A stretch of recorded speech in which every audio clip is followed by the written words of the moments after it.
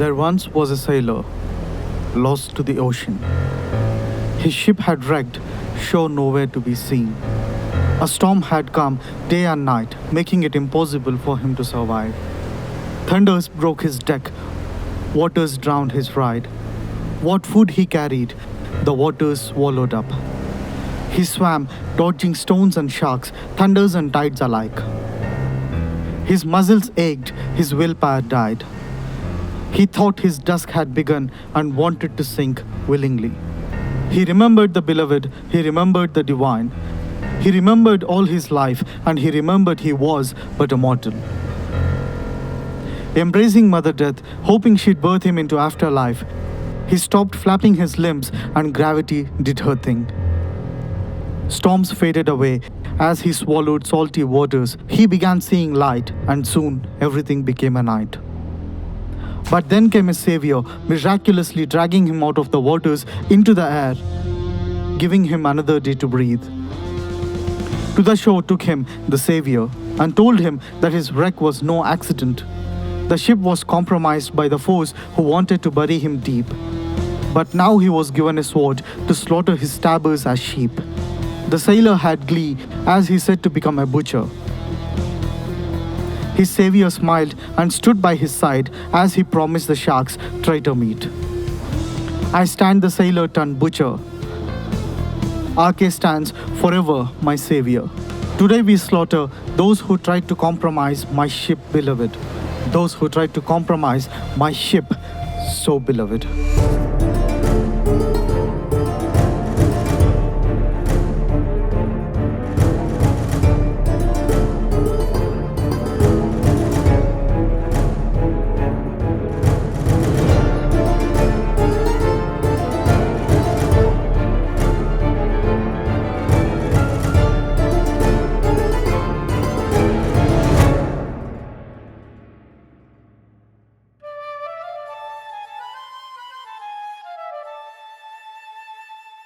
This is a vlog.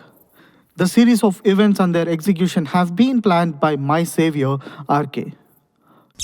10 p.m., the night before inaugural.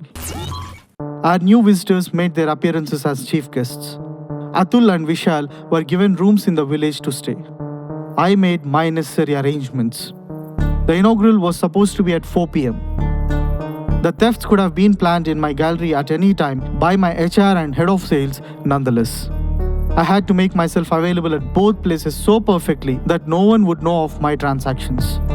RK and I slept by the Kali shrine, begging her to give us the necessary strength.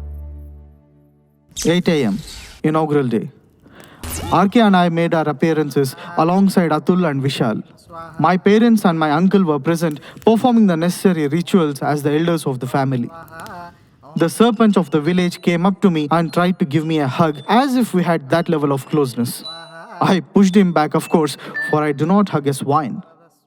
The Prana Pratishtha process had begun for the Kala Bhairava idol. The Pandit explained how it is a ritual to invite the said deity and invoke his energies into that idol, making it eligible to receive puja. We organized a food donation camp for the visiting villagers. They were my actual chief guests. 10 a.m. It was time my gallery would open. All the people on the mountain had just finished breakfast. RK and I excused ourselves from the herd, saying we'd go fetch fruits from the orchards for the rituals. Adil wanted to join us, but we denied as we were not actually fetching fruits. By then, we had sketched out various ways to reach the mountain and not just through the village. A trusted driver was waiting for us both to take us down the outskirts of Devpur. It was heavy budget, but I had to arrange my helipad and a chopper far from any witnesses. How else would I be able to attend both the inaugural and the thefts of my paintings? We changed our ride at the helipad. It was a 40-minute journey from Devpur to the city by chopper. 11 a.m. The chopper had dropped us at my home. It was a 15-minute drive from my home to the gallery. I had to make sure to be not seen by anyone, so we took a cab instead of my personal vehicle. By 11, we reached the entrance. If a boss cannot break into his own office, he doesn't truly know his office. From the parking lot, RK and I, dressed in the sweepers' uniforms, brought pre-planned. We issued ourselves access cards under fake aliases. From the back door, entry as sweepers was a bit easy thanks to biometric swipes. We waited inside the vault of the paintings, hoping for the thefts to repeat themselves. If I missed this opportunity, I'd never catch them red-handed. 12 p.m. We were eagerly waiting in the vaults. It had been an hour, but no sign of the culprits. RK was clever enough to pack a snack of nuts for himself. Of course, the man-child wouldn't share with me, asking me to stay focused on the mission. 12:30 p.m. We started hearing sounds coming from the vault door. No permits were clear to anyone to access the vault that day. We waited inside the inverter room. The HR, along with 3 men dressed as cleaners, came in, tiptoed. As they went close to the switchboards to cut alarm wires for the fake paintings, RK was quick enough to jump out of the vault and lock us inside. This came as a shock to everyone in the room. I showed myself from my hiding. My HR seemed to be having a heart attack. My bodybuilding obsession finally came to good use. The 3 thieves and 1 HR got what they had coming.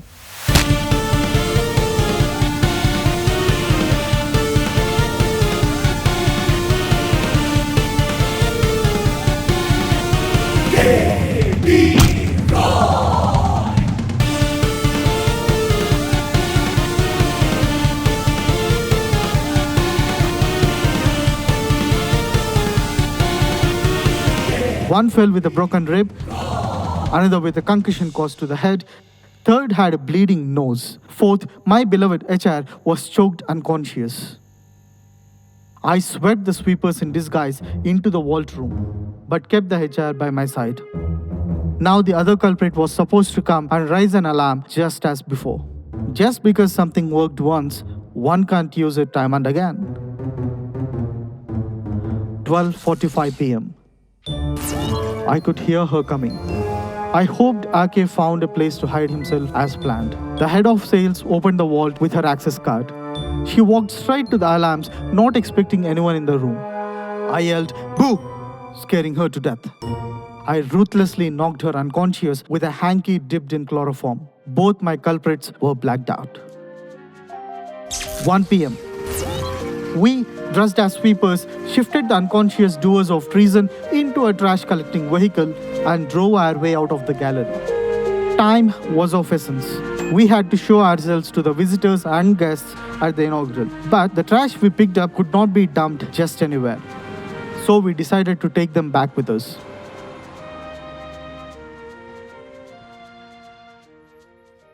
2:30 p.m. We landed back at the outskirts of Devpur along with the captured.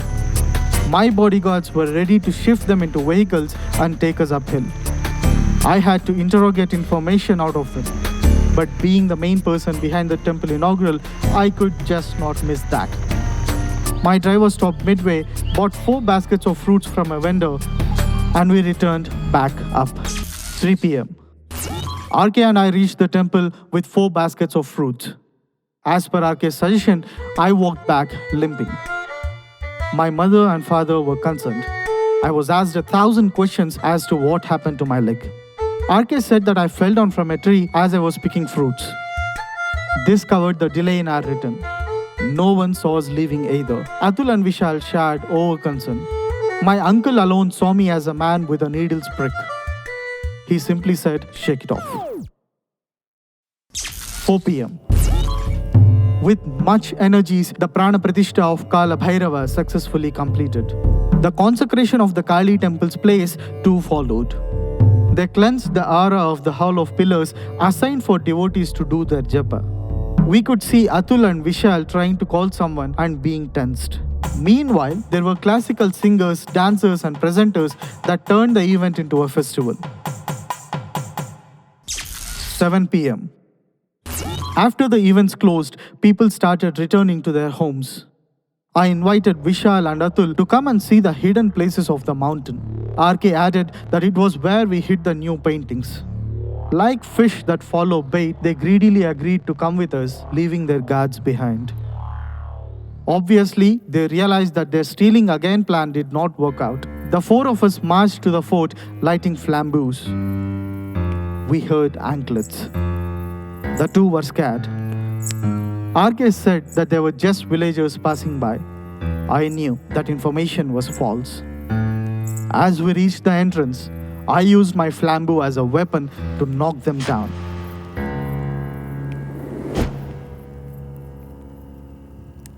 "8 p.m. We had lit flambeaus of the hall of absent drums in the fort. Secretly, there was a camera recording. My HR, head of sales, Atul and Vishal were pretty much tied to their chairs. The thieves were given another dose of sleep. Slowly, the former came back to conscious. We plastered the mouths of those we saw unfit to speak. RK and I were seated in front of them, interrogating. Where are the paintings? I asked. It took a while for them to come into reality. I was teased as a retard back in the day, RK added as their dizzy eyes saw him. I sometimes wanted to bite their throats off. I think I will make that fetish a reality now. I could see the scared look on my head of sales. HR was still wrapping his head around what was happening. I guess the concussion I gave him added some sort of brain damage. It was as if he could get well again only at Kali's feet, RK style. The two investors started squirming behind their shut mouths. RK stood up with a pocket knife. I am fascinated by the times we were ruled by dictators. He spoke like a psycho. The punishments for capital treason used to be inspiring. Those who backstabbed their motherlands were fed to wild animals, thrown to the sharks, gassed, starved, burnt, chopped, etc., etc., etc. Since this is democracy, you dare to do this. You wanted to belittle this nation in front of the world. Sadly for you, I'm officially a certified cuckoo. And if I do you the same harm as the dictators to their traitors, at worst, I'd be sent to an asylum. Nothing, I mean literally nothing, comes above motherland. So I'm willing to take that risk for this nation. Are you? There was a shiver in the head of sales. Please, I'm a woman, she screamed. RK's response was a laugh that echoed the hall. You were a woman when you aided the thefts, weren't you?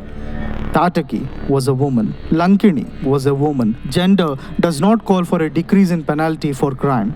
Maybe your law does that. I don't. So, speak. He had asked me not to use muzzle power unless it was necessary. I waited with patience for him to do his thing. She feared RK as he approached her with a knife. These two men approached us 6 months ago, she screamed. RK stopped. Atul and Vishal were trying to ask her to shut up, but she continued. We just announced the exhibition. They said that the paintings had to be stolen and in return they'd pay us heavily. After much persuasion, HR and I agreed. What we learned is that the Prime Minister of the country was intrigued by your international exhibition. He wanted to pay a visit and support the artists. Certain people learnt of this information. Hence, they planted the investors for your event and had the paintings stolen. You couldn't complain as you'd lose the investors. So they asked us to eventually provoke you to use fake paintings instead. But somehow, you yourself announced that the paintings were safe with you. Their plan was to wait till the Prime Minister came, supported your exhibit and left. Then they would expose the fact that your paintings were fake and that they had the original paintings from generations. Thus, they'd be able to shift the blame onto the Prime Minister, saying he supports fraud capitalists like you. This is quintessential for them, so that the foreign delegates would see a big failure of Indian economical system, assume corruption, thus collapsing international investments and country's economy. I was stupefied. Even I, the organizer of the exhibition, did not know about the Prime Minister wanting to come. But these people had already designed a whole plot to paint him in a bad light to the world. RK scratched his beard with the knife, saying, So this is the toolkit of the traitors. Where are the paintings now? He asked, serious-toned. With the health minister of the country. He is one of the people who designed this in the first place. He wants to replace himself as the prime ministerial candidate in the party, she replied. We had all we needed. RK stopped the taping we were secretly doing. Do you remember when you asked me why we are using flambeaus instead of battery torches? RK asked. I nodded. And you also asked what I did the whole month here? I nodded again. One of the things I did was interacting with the wild here, RK said and dragged out Atul and Vishal. He put a long line of hay and sat down the two on the forest side, tied down. He started screaming, making weird noises.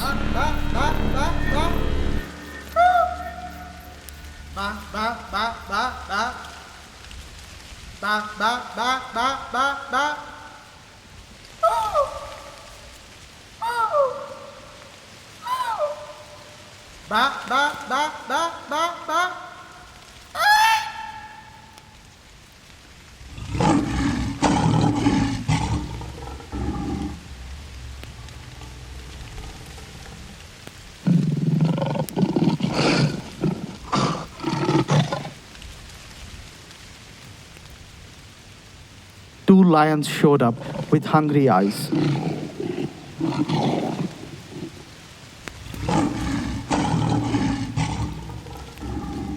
What do you do with a flambeau? RK yelled.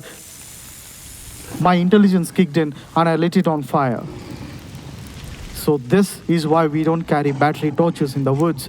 I learned my lesson. The lions did not cross the line of fire, but had their food served on the other side. We went back into the fort. The games they began, we were winning. Hearing the screams from Atul and Vishal, we looked at the other traitors that still breathed. For now. There are a huge number of hidden details in this series, especially in this episode. Going further, they are bound to reveal themselves and shock you even more. What I mean to say is, there is going to be a season 2, and make sure you subscribe to this page for its exclusive release.